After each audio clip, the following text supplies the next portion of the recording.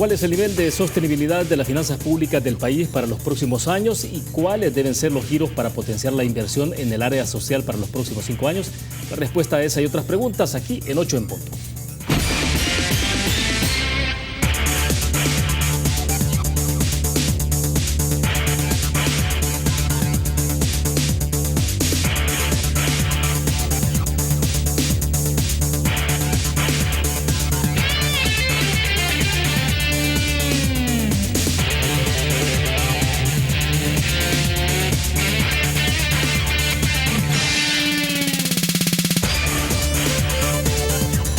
Este es el momento de todos. Banco Agrícola nos hace un llamado a la reflexión, a que nos demos cuenta que este es el momento de hacer que las cosas sucedan, de superar adversidades y sobrepasar límites. Es nuestro momento de construir un mejor país todos. Buenas noches, bienvenidos a 8 en punto. Gracias por acompañarnos esta noche. Vamos a conversar sin duda alguna sobre el tema estrictamente electoral, pues ya de manera oficial, y ustedes escuchaban la cadena del Tribunal Supremo Electoral, que esto ha ocurrido en horas de la mañana, donde se ha confirmado ya la convocatoria oficial a elecciones y entonces el inicio de la campaña electoral, donde ahora sí los partidos políticos, los candidatos pueden pedir el voto de manera directa y ahora esto es legal y normal, desde luego. Pues bueno, vamos a hablar de ese tema y también de un poco de propuestas, de anticipar un poco qué es lo que se perfila para un eventual gobierno del partido Alianza Republicana Nacionalista Arena y la coalición con PCN y PDC. Esta noche tenemos el agrado que nos acompaña en 8 en punto Carmen Aida Lazo. Ella es candidata a la vicepresidencia por la coalición Arena, PCN y PDC. Carmen Aida, buenas noches, bienvenida, un gusto. Buenas noches, William, es un gusto estar aquí con usted. Bueno, perfecto. Carmen Aida, vamos a tratar de avanzar porque el tiempo se nos comprimió a raíz de esta cadena. Bueno, en la mañana hubo cadena también y ahora nos tuvimos que cenar otra vez con la cadena del Tribunal Supremo Electoral. Pero bueno, aquí estamos. El tema es, Carmen Aida, es sin duda comenzar con esto, ¿no? Un poco el discurso del presidente del Tribunal Supremo Electoral, el señor Olivo, porque la emprendió con mucha fuerza, con mucha insistencia sobre la ex sala de lo constitucional, ¿no? Y al final cierra su discurso haciendo un llamado a la posibilidad de que se pueda firmar un acuerdo, más bien un pacto entre los partidos políticos sobre el tema de la no violencia, pero es interesante por los giros que dio en su discurso. Pero bueno, quisiera escuchar su interpretación. Sí, bueno, escuchando el mensaje del presidente del Tribunal Supremo Electoral, creo que tuvo varias partes el discurso. Bueno, yo me quedo quizás con la importancia que él hizo al llamado a la participación ciudadana en las próximas elecciones. Son las sextas elecciones después de la firma de los acuerdos de paz. Me gustó mucho el mensaje de la firma que él pide, en la que participamos todos, quienes vamos a esta contienda por un pacto por no violencia. Creo que es sumamente importante en esta coyuntura hacerlo. Y bueno, claro, el presidente del Tribunal Supremo Electoral aprovechó para emitir algunas opiniones en carácter personal, ¿verdad? No necesariamente compartidas por los demás magistrados, sobre reformas que él considera que son pertinentes al tribunal mismo, que yo creo que van a requerir otro ámbito de análisis y de discusión, ¿verdad? Sí, porque eventualmente se ha hablado de reformas del Tribunal Supremo Electoral en la parte administrativa y en términos de jurisprudencia, no de aplicación, que no es necesariamente lo que se abordó ahí en el discurso.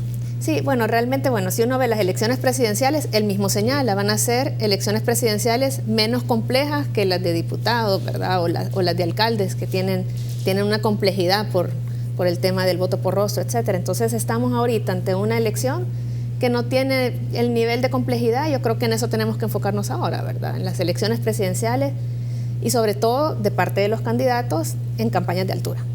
¿Le da confianza el papel del Tribunal Supremo Electoral como ente rector del proceso electoral, proceso y el evento? Fíjese que yo creo que es una institución que ha ganado credibilidad, es una institución que ha garantizado la democracia en el país.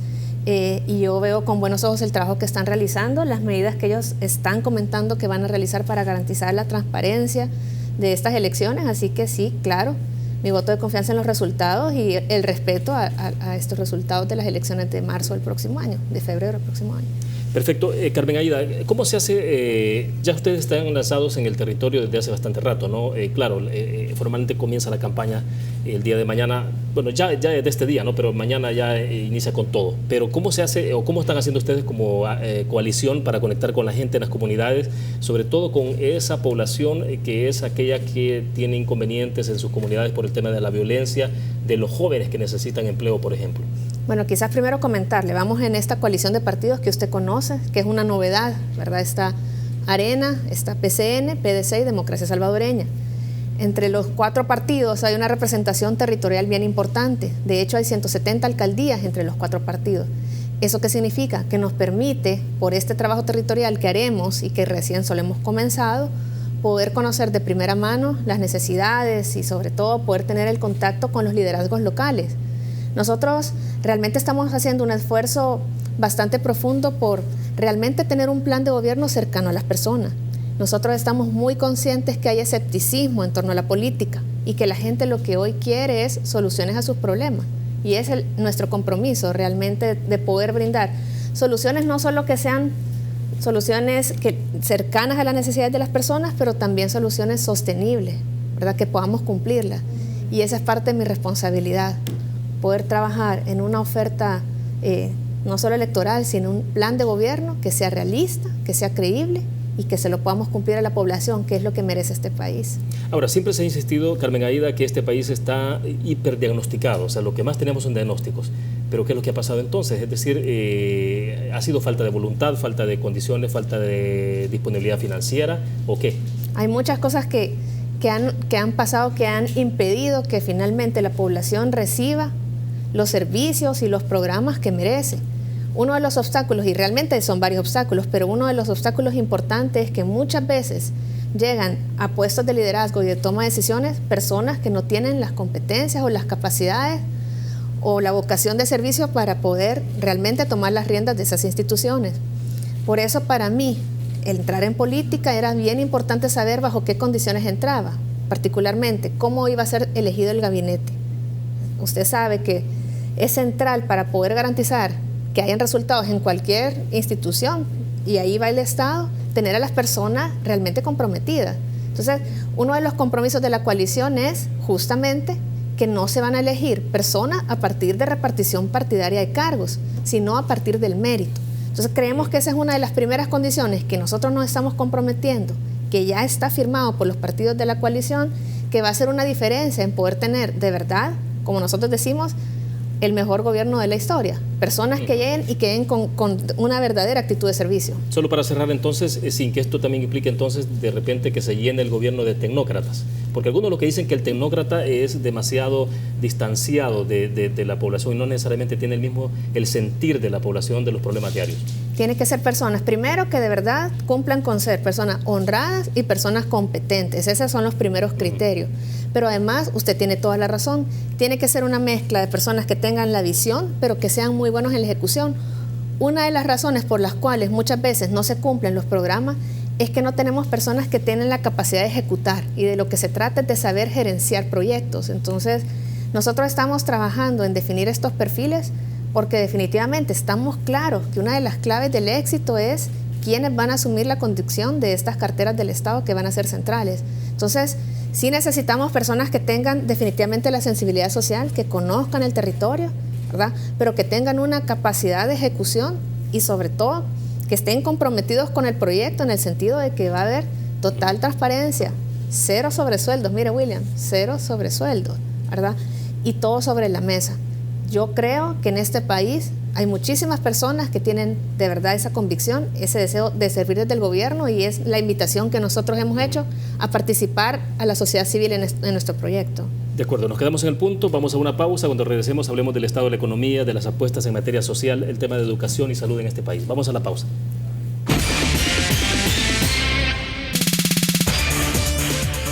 Banco Promérica cuenta con la garantía de rapidez en todas sus cajas, donde te atienden en 20 minutos o menos. Continuamos en 8 en punto. Carmen Aída Lazo, candidata a la vicepresidencia por la coalición de partidos Arena, PCN, PDC y PSD, está con nosotros en nuestros estudios en 8 en punto. Carmen Aída, vamos rápido. Entonces, decíamos en el segmento pasado hablar un poco sobre estado de la salud, de la economía y las apuestas en materia social, porque hemos estado compartiendo en la última semana algunas tablas muy importantes que tienen que ver, por ejemplo, esto es una gráfica que tenemos por ahí del BID, el mal gasto en el sector público, por ejemplo, en América Latina se está hablando de 220.000 millones de dólares, pero en esa gráfica, por ejemplo, solo está El Salvador después de Argentina, que se tiene 7,2 y El Salvador tiene 6,5.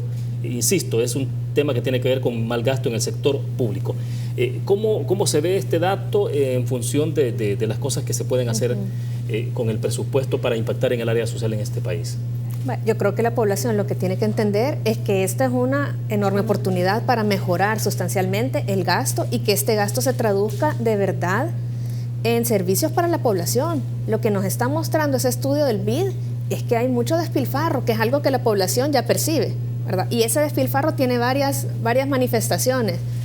Tenemos una priorización del gasto que no va acorde a lo que el país de verdad necesita, ¿verdad? Usted todavía ve despilfarro en, por ejemplo, viajes turísticos prácticamente que toman muchos funcionarios y que muchas veces muchos viajes ni siquiera tienen un fin. Prioridades a veces de compra de flotas vehiculares nuevas en un país donde no hay abastecimiento de los medicamentos. Entonces, la población percibe de forma adecuada lo que ese estudio nos está diciendo. Ahora bien, ¿qué es lo que se puede hacer y qué es lo que nosotros vamos a hacer? En primer lugar, ¿qué es lo primero que puede hacer un gobierno? Cambiar la forma en la que puede realmente hacer el presupuesto hacia lo que se llama un presupuesto por resultado. Le comento, este año el gobierno se había comprometido a mandar el presupuesto por resultado.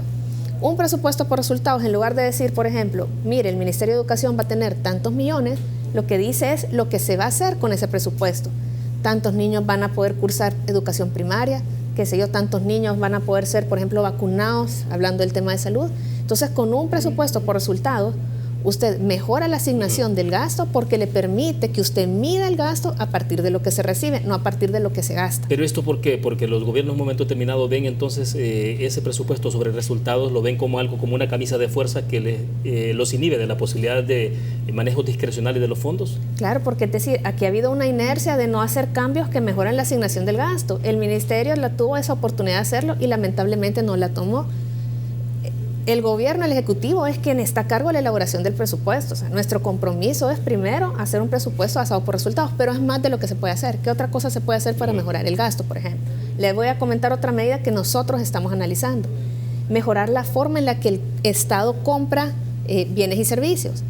Por ejemplo, ya es ampliamente demostrado que si un Estado compra, supongamos, qué sé yo, medicamentos entre todas las instituciones de forma aglutinada, puede tener ahorros importantes. Se habla de ahorros, hay un estudio del Banco Mundial que habla de que este país, comprando los bienes y servicios de una forma más eficiente, puede ahorrar hasta $100 millones.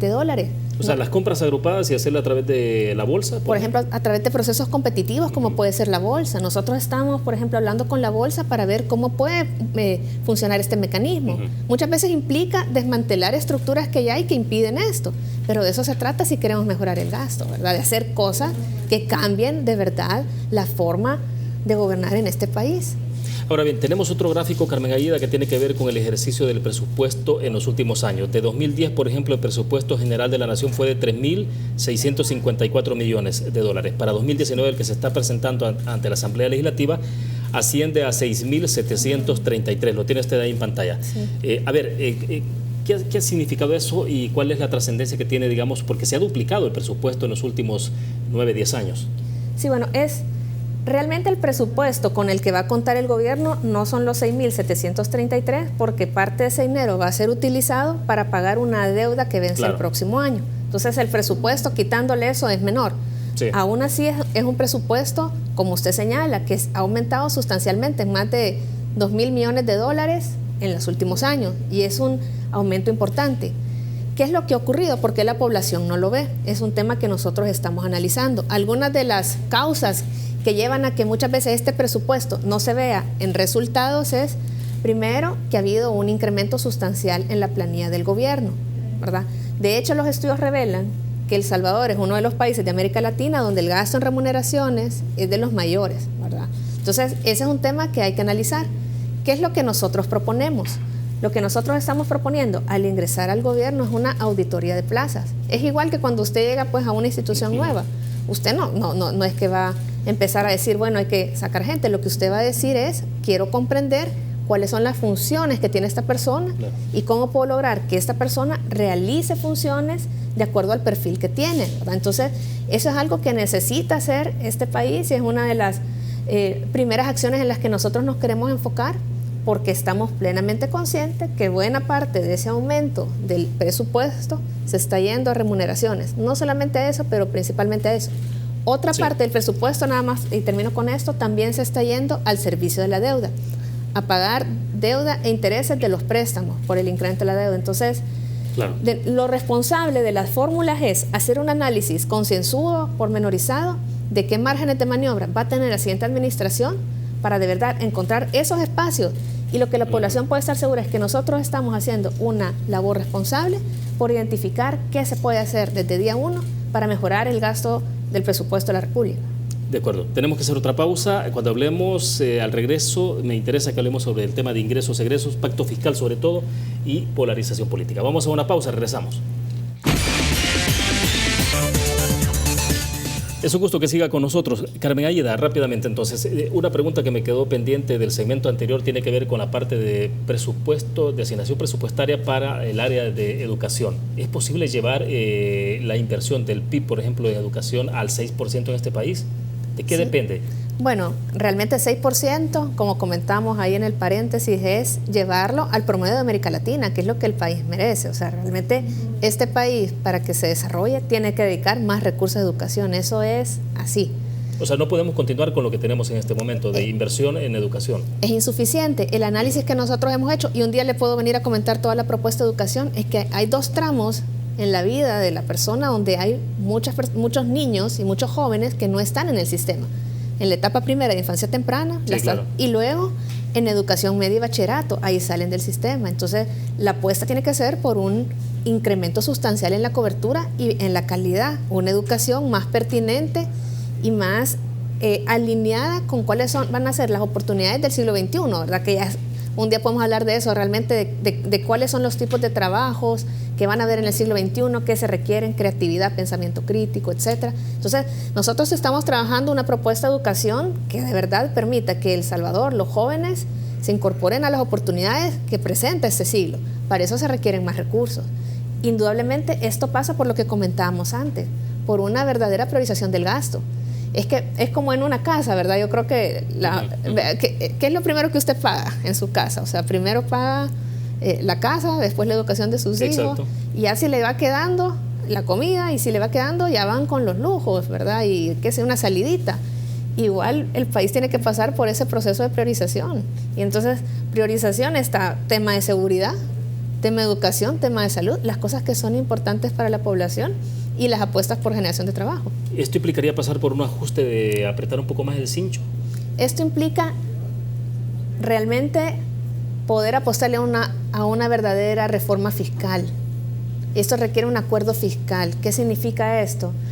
Que las fuerzas políticas de este país tienen que ponerse de acuerdo sobre cuáles van a ser las prioridades del desarrollo de los próximos años, de las próximas décadas, y poder definir cuáles son las prioridades por el lado del gasto y por el lado de los ingresos. Es algo que le corresponde a la Asamblea Legislativa, donde está la representación de los partidos políticos, pero de parte nuestra nosotros sí estamos llamando, ¿verdad? Y empujando y incentivando a que de verdad haya un verdadero acuerdo fiscal en este país, que le dé estabilidad al país, pero sobre todo que pueda alinear las prioridades de mejor forma. Ahora, pero se viene hablando de acuerdo fiscal desde hace muchísimos años en el país y no logra concretarse. O sea, ¿qué es lo que inhibe de esa posibilidad? Sí, un acuerdo fiscal implica, puede ser muy complejo y muchos países han tenido algunas experiencias exitosas, otros han tenido fracasos en los acuerdos fiscales. Lo que se requiere es voluntad política para sentarse, ponerse de acuerdo y decir qué es como lo que como sociedad queremos, cuáles van a ser nuestras prioridades, de verdad qué le vamos a apostar. Y una vez tenemos claro eso, el presupuesto es la consecuencia de esa prioridad. Usted lo refleja en qué recursos se van a poder asignar. De parte nuestra, lo que yo sí le puedo asegurar es que al llegar al Ejecutivo, pues primero Dios, con el presupuesto que se tiene, con los recursos que ya se tiene, garantizar que vamos a poner los mecanismos, vamos a poner realmente todo el esfuerzo por hacer el mejor uso de los recursos, ¿verdad? Pero también siempre invitar a que haya un diálogo de todas las fuerzas de la sociedad en torno a cuáles son las prioridades de desarrollo. ¿Es posible eliminar grasa en el gobierno, por ejemplo, en el Ejecutivo, de tal manera que antes de tomar una decisión que tenga que ver, por ejemplo, en el tema de impuestos, de incremento de impuestos? Sí, la prioridad tiene que ser primero hacer más eficiente el gasto. Esa tiene que ser la prioridad número 1 y hay márgenes de maniobra, como le decía, por el lado de las compras, pero también por el lado de la eliminación de la falta de transparencia en las partidas que manejan en presidencia. Eso es bien importante y es una fuente no menor de ahorro y de gasto y de eficiencia del gasto. Bueno, en el anteproyecto de presupuesto que se ha presentado a la Asamblea Legislativa de parte del ministro de Hacienda se incluyen 30 millones a partida secreta, ¿no? Para gastos reservados. Sí. Pero ahora, por primera vez, en el presupuesto aparece 30 millones de dólares, no era así en el pasado, ya es un paso, digamos. Pero, ¿cómo habría que manejar, por ejemplo, ese tipo de fondos? Ya es un paso y ahora hay que cerrar todos los candados para evitar que sigan habiendo mecanismos para traslado de fondos hacia la presidencia. En la parte de transferencias. En la parte de transferencia, ¿verdad? Eso es algo que nosotros estamos, bueno, primero nosotros presentamos este paquete anticorrupción como coalición, los partidos de la coalición, para empezar a cerrar. Lo que necesita este país es como poner estos candados que eviten que se filtre, ¿verdad?, dinero a un uso que no sea productivo, ¿verdad? Entonces creemos que hay avances. Yo creo que este país está avanzando poco a poco, pero creo que es mucho lo que se puede hacer todavía desde el Ejecutivo y lo que también nosotros podemos hacer como fórmula que está representando a una coalición de partidos y que ya dio un primer paso. Ya presentamos un primer paquete anticorrupción que contiene medidas para reducir gastos de viajes. Por ejemplo, le voy a decir otra cosa, por ejemplo, William, importante. Los presupuestos anteriores, tendría que revisarlo, llevaban más de 50 millones para ONGs y muchas veces sin tener claro qué era lo que esta ONG iba a hacer con el dinero, cómo iba a rendir cuentas. O sea, muchas veces asociados también a figuras políticas. Eso no puede ser, imagínense, 50 millones de dólares. Entonces nosotros pasamos como parte del paquete anticorrupción, ¿verdad?, una ley para regular el dinero que se destina a la ONG y así le puedo ir dando ejemplos de cosas concretas para hacer más eficiente el gasto. De acuerdo, vamos a ir a la última pausa comercial cuando regresemos en el tema de inversión, por ejemplo, y ahí sí que nos lleva a hablar sin duda alguna de la prioridad también en las relaciones que establece el país. Estamos hablando de relaciones diplomáticas comerciales, el caso de Estados Unidos, el caso de República Popular China, Taiwán. Vamos a una pausa, regresamos. Bien, Carmen Aida, hay un tema que cruza diferentes esferas y es la decisión que tomó el gobierno de nuestro país de romper relaciones diplomáticas con Taiwán y establecerlas con República Popular China. Y pues, tenemos algunas declaraciones que justamente la embajadora norteamericana ofreció este día, pues ella regresó el fin de semana después de las consultas a las que fue citada a Washington y me gustaría que escucháramos las declaraciones porque esto tiene que ver con el tema de las inversiones, con el tema de la transparencia y obviamente cuál es la apuesta que debe establecer el país. Escuchamos y vamos. Y cómo el gobierno de los Estados Unidos puede continuar apoyando los esfuerzos salvadoreños para mantener la independencia de su sistema económico y promover el crecimiento económico sostenible y en nuestros esfuerzos por hacer que su nación sea más próspera, más segura, más fuerte y más democrática. Pero también quiero dejar claro que los Estados Unidos tienen el derecho de analizar estas decisiones, hecho en secreto, con un pequeño grupo de personas en los meses finales de un gobierno que impactará por décadas, incluyendo el apoyo continuo a gobiernos en Venezuela y Nicaragua, la carencia de un llamado público a un expresidente acusado de corrupción para que regrese y enfrente la justicia. Bueno, Carmen Aida, de inmediato la pregunta es ¿qué tipo de inversión es la que requiere El Salvador y cuáles deben de ser los aliados estratégicos en ese esfuerzo? O sea, ¿se requiere que haya más inversión? ¿Se requiere que nuestros productos puedan tener otros mercados a nivel internacional y la diversificación de la matriz para la inversión, etcétera? Pero entonces, insisto, ¿qué tipo de inversión es la que requiere el país? Vale, para vincular la pregunta con el video que acabamos de ver, definitivamente este país, para generar más trabajos, que es lo que necesita este país, necesita aumentar sustancialmente los niveles de inversión, que vengan más inversiones o que aquí se promuevan más inversiones en el país. Ahora bien, tenemos que saber qué tipo de inversión queremos. Entonces, relacionando con el tema China y Taiwán, el principal problema, la principal crítica que yo hago a la decisión que tomó el gobierno de El Salvador de establecer relaciones con China y abandonar las relaciones con Taiwán es que no tenemos claridad de qué es lo que gana El Salvador. No tenemos claridad de qué tipo de inversión va a venir a este país. Entonces, para uno poder evaluar qué es lo que gana nuestra nación con esta relación, tenemos que tener información. Tenemos que leer lo que llamamos la letra pequeña. Yo lo que le puedo señalar es que nosotros estamos haciendo un plan de verdad bien responsable de qué tipo de inversión queremos para el país, cómo la vamos a traer, qué condiciones necesitamos estimular para que venga esa inversión. Pero sobre todo tenemos que leer la letra pequeña en cada uno de los contratos. De verdad, yo aquí aprovecho, el llamado que hago es a que definitivamente pongamos los intereses del país por encima de cualquier interés particular, ¿verdad?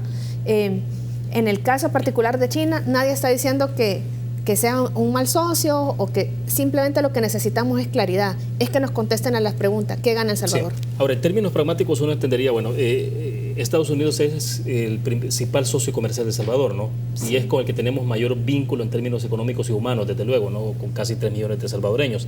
Y por el otro lado, bueno, Centroamérica, que son los aliados estratégicos también en términos comerciales. República Popular China es la segunda potencia económica mundial, pero entonces, ese tipo de claridad, ¿usted cree que no se tiene o se tiene en este momento? Yo creo que de momento no se tiene, que cuando se tomó la decisión no teníamos certeza de qué era lo que ganaba El Salvador. Y claro, ahora nos preocupan las reacciones que vemos de parte de la embajadora al señalar que ahorita Estados Unidos está en una relación tensa con China, y entonces lo que nos está diciendo es, bueno, miren, ¿verdad? Nosotros vamos a hacer una evaluación que va a tomar tiempo de la relación con El Salvador a la luz de esas decisiones. Entonces, nuevamente, o sea, el país, de verdad, y los gobernantes tienen que ser responsables y evaluar todas las consecuencias de sus acciones. Tienen que evaluar no solo las potencialidades con China, sino el impacto que eso puede tener en la relación con Estados Unidos, que es lo que ahorita en las declaraciones estamos viendo y que es algo que la embajadora ha venido señalando reiteradamente las últimas semanas. Mi valoración realmente es la siguiente. ¿Este país necesita más inversión? Sí necesita, ¿verdad? Pero tenemos que saber bajo qué condiciones se está dando la inversión. Tenemos que leer la letra chiquita de cada una de las propuestas que se hacen. Este día, quizás comentarles nada más y para ya terminar el punto, el día de ayer más bien, la coalición de partidos mandó una nueva propuesta de ley de zonas económicas a la Asamblea, una ley mejorada, una ley más amplia, una ley más transparente también, y forma parte de las propuestas que queremos hacer, no solo en materia de corrupción, sí, que fue el primer paquete, sino para estimular la economía salvadoreña. En términos medulares, ¿cómo se distancia de la propuesta que ha enviado el Ejecutivo? Así rápido, porque sí se nos fue el tiempo. La del Ejecutivo solo incluye 26 municipios, incluye todo el país. La del Ejecutivo le quita, por ejemplo, la facultad a las alcaldías, la autonomía para la recaudación de impuestos, le mantiene la autonomía. Esta es una ley, la ley del Ejecutivo, que no tiene claridad bajo qué criterios se dan los incentivos. Aquí sí, usted da unos incentivos si primero demostró factibilidad, ¿verdad?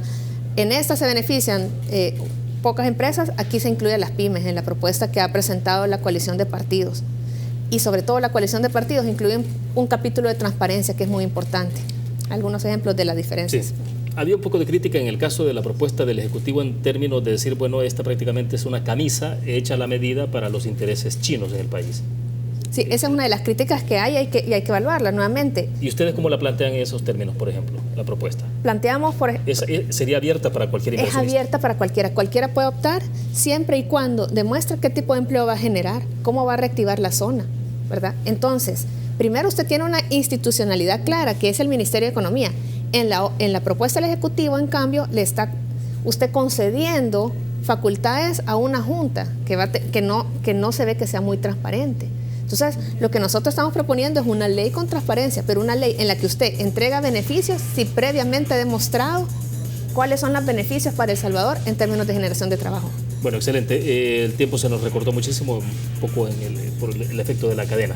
Pero se nos ha acabado el tiempo. Gracias, Carmen Aida, por compartir esta noche con nosotros. Gracias, William. Muchas gracias. Bueno, ponemos punto final a la entrevista de esta noche. Gracias a ustedes que nos acompañaron. Se quedan sin su permiso. Buenas noches.